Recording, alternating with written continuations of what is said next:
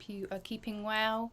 Apologies if there's background noise again. Those builders are still going at it. Someone's getting an extension done, so windows open 'cause it's still quite warm here. Not as bad as it has been recently, so yes, apologies for the background noise. So this week I just wanted to catch up with a few sessions coming up. An exciting one that can finally actually say I think is going ahead, what I'm working on, and let's have a look. Oh yes, don't even need to look at my list, or am I? So the PDF festive document to help you get planning for making things if you like to make for others or would like to try. So I'm going to start just by letting you know what I'm working on. So you can see behind me, I've got piles of pads. These have been lurking in my sewing room for a while. They've got to this stage. They've been in all the stages this last week. I've managed to crack on. Thanks to attending the Fold Line Sewing Weekender at the weekend and our session, the 6-hour session we had. These are all separated, so these are pads that need cleaning. My lint roller is ready to go and clean these all up because there's still some fluff lurking in this room. So the Sewing Weekender, if you don't know, run by the Fold Line. It's a collection of videos and discount codes and also Zoom rooms to be able to chat to other people who are interested in sewing. So it's about £20 depending whether you get the early bird ticket or it's a bit more if you don't. The Fold Line used to run in-person socials once a year. I think it's the August bank holiday, and you go to Cambridge. They hire out some university rooms, and I think there was like 90 people, 100 people when I went in 2018. So in 2020 things went virtual, and this is what they've done. So it's changed quite a bit since their first one. Their Zoom room was more people would be spotlighted and be off mute, so they could give a few minutes about themselves before moving on to the next person. Say, hi, this is what I'm working on, this is where I am in the world. So it wasn't as conversational as you get the Zoom sessions now with myself and the others that are out there. So it looked very different, and the videos were a bit more, I don't know, a bit better curated in some way. The final finishing, I've only watched 3 or 4 of the videos that they've had this year. Alice & Co, as always, do their history run through, and this year was around sustainability and upcycling. Sustainability was the whole overall theme of the Sewing Weekender, but yeah, Alice & Co is definitely one I really enjoyed because it's a mother and daughter team talking about a particular subject. So they've done bikinis before, and I found that fascinating. So there are loads of other talks. I think there's 13, 14 in total. Yeah, I've got lots to catch up on still, so I might do that later. So thanks to that session, I've managed to, and our 6-hour session on Saturday, I've managed to really crack on. I've got about 35, I think, of these, and I've got about 8 drawstring bags to go with them. So lots. So that's one thing I've been working on, and back of my mind I've had about 20 other things. My mind's very messy with ideas. I really do need to sit down and kind of work out priorities. I'm slowly starting to pack the room for a house move, but not quite there yet. So I've got a whip shelf behind, but actually I need to prioritise what do I need. So I really want these pads out and gone so they don't get moved across to the new house. That's very doable. And then because of the weather, and Me Made May has made me realise I don't have many shorts. So I'm wearing a pair now that are shop bought. They're a little bit too big. They're wearable, but yeah, I just would like some more casual shorts that are quite breezy for the summer. I've spent a couple of days where it was really hot this week in pyjama shorts, which are great, but if I need to nip to the shop, I'm going to have to change. So I need some actual shorts that, yeah, I need more and better fitted. So I'm going to switch over to Past Jenny, who's already recorded looking at the Chanterelle shorts. Chanterelle are a very popular trouser pattern, and they come in, I think, a wide leg, and you've got shorts. There are 3 views, and I can't think what the other one is, but I wanted to do the shorts view. A friend has made them and loves them. I know a lot of people love them, so I wanted to give it a go, and I like the pocket on the front. I made up my toile, which I'll show you in a second, but it's not quite right. So this was my thinking this morning before I took the dog out. So it should be elasticated, which I don't have in, because you've got lovely pockets, but it is on the butt. This is elasticated in. It's just a bit of a hungry bum. It's got a lovely fit, but a little bit hungry, so I just want to add just a little bit. So yeah, the Chanterelle, I love it, but just needs a bit of adjusting. So there's not much space for the elastic. It's quite fitted, so I think I need to just go up a size so I can bring it in and a bit more space, but maybe just an inch so it brings it back up to that length, because if I hem that, that's going to come up quite short for me personally. Maybe I'll do both. So yeah, there's a couple of adjustments, just sizing out or a smaller thing, smaller seam, because it's at 1.5, so I could maybe just get away with smaller seams all round, but it's the tight butt. It's lovely, but just want a little bit more space for my butt. So I was kind of interested to compare my Chanterelle to pyjamas, because I wear them a lot. They're similar length, so I thought I'm just going to compare the back seam to see the difference in the kind of seat adjustment that I might have to do. So we've got my pyjama pattern of choice is the Tilly Jaimie. I've made 4 or 5 shorts, and I have added a little bit extra width at the base of the seam, but we're looking at this curve here, which is the back crotch seam. So that's the Jaimie that I wear. It's obviously a very loose fitting pattern, and just as a comparison, this is the Chanterelle, so very short in comparison. You look at the length difference, but what I want to look at is the crotch seam curve. So just placing that there where they meet, but obviously there's a height difference, but when you look at the shape of the curve, this comes in a lot, kind of more of a 90-degree angle than the Jaimies, which are a bit more of a relaxed curve. So I think the Chanterelle, this bottom one, just needs to be eased out. So I just want to make this longer, which won't be quite the same shape as this. The Jaimies are quite a relaxed fit. They're pyjamas, that's what they are, because I don't quite want that same relaxed look for Chanterelle trousers that are a bit more formal that I can actually wear out and about. So yeah, I'm gonna slash.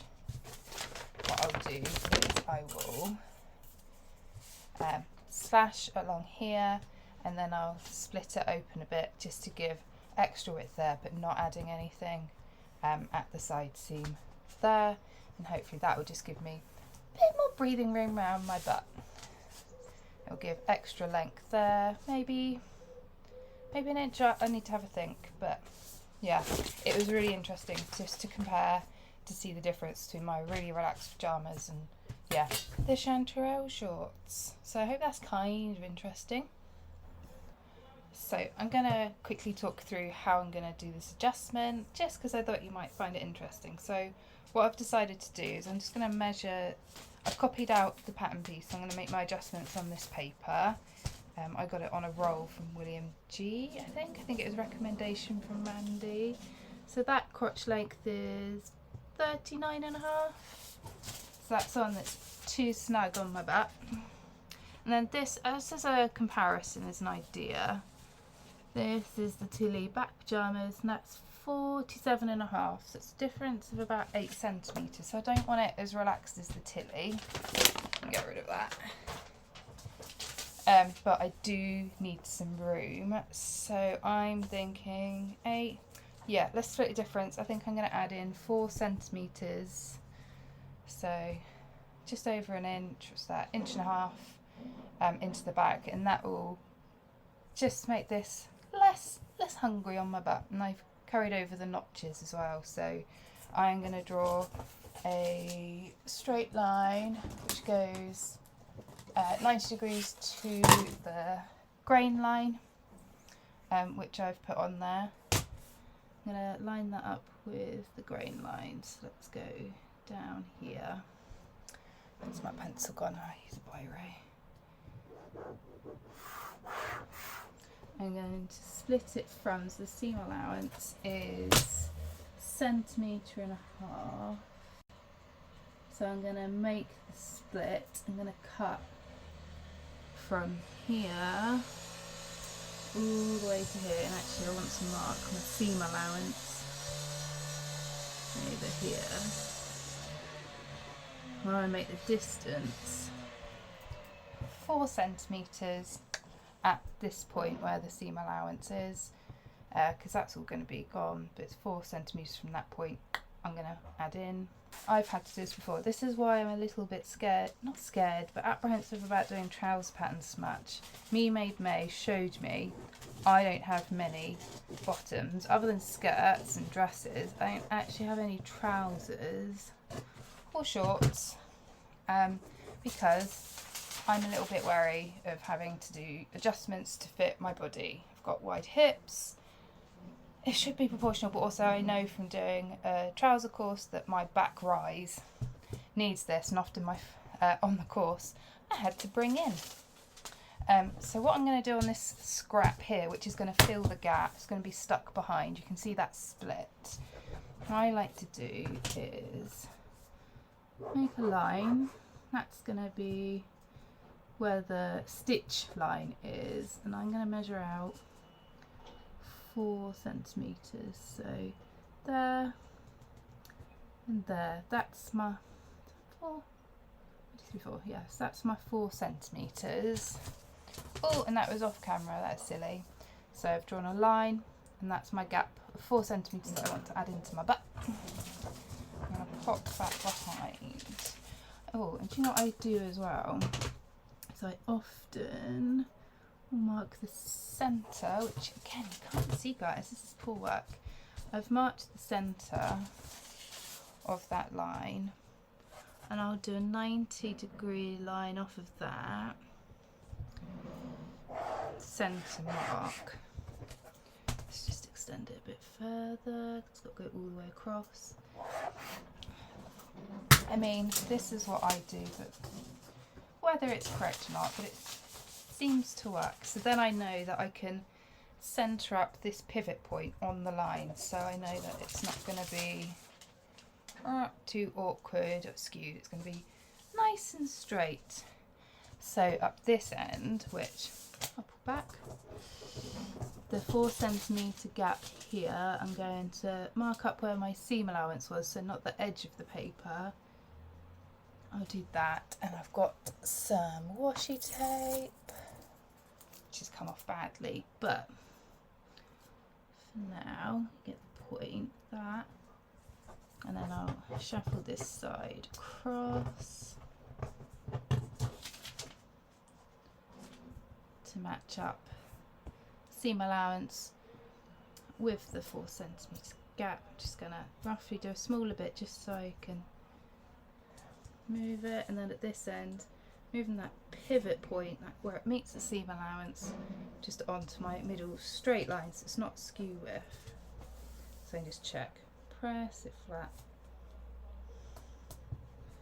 do that. We can rip off the excess for now, and then I've got myself extra long back without adding on anything to the side seam allowance, because that doesn't need anything. This is fine, but I might slash across here, maybe just add an extra inch or two to the length, because it's a great length, but just by the time you hem it. Maybe I'd cuffs, that might be cute. We'll see. But I shouldn't have a hungry bum anymore. And that's how I'm gonna change my Chanterelle shorts, so they're just really nice. But for now, these ones that I'm wearing, pockets are a great size. So yeah, that's hopefully going to be a linen pair of shorts, probably by autumn. Perfect. And that's where I'm up to with them. That's kind of bumped its way to the top of the list. So I have a list stuck to my desk, which I've mentioned on sessions before, and I kind of need to just reevaluate that. There's lots of things that I've done and crossed off, but now I need to actually think what's achievable in the next few weeks when it's a bit unsettling, not knowing when we're moving. So yeah, what do I need? What can I work on? And making sure I've got projects to hand as things get packed down. But yeah, most stuff will stay here for a while until last minute. Out of most of the house, most of this will stay up. So like pictures and stuff can go, the boxes, that will be packed down. Yeah. And the Calax unit, which is great, they're going to be quite easy to move because there's stuff in boxes already. So it's just a Billy bookcase behind with lots of things on. So yeah, that's, my mind's in a lot of places at the moment. However, that said, we've got 10 sessions through July. I think we've already had one. There's another session this evening as I record. Then we've got a Sunday session, 2 till 4, which may have been by the time you watch this, and that's with B, but I'll be there because these pads ain't going to get done themselves, and I need to finish those shorts.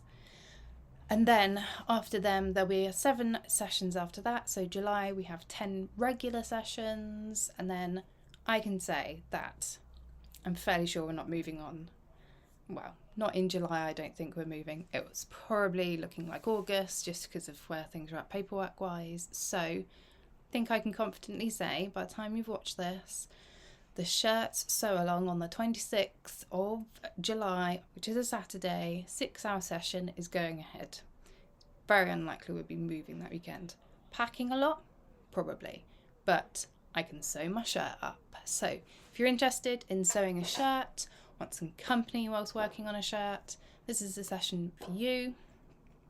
Anything that you think is a shirt, so whether it's got cuffs or not, collar, buttons or not. The Donny shirt doesn't have buttons, but you can come and have a, do that.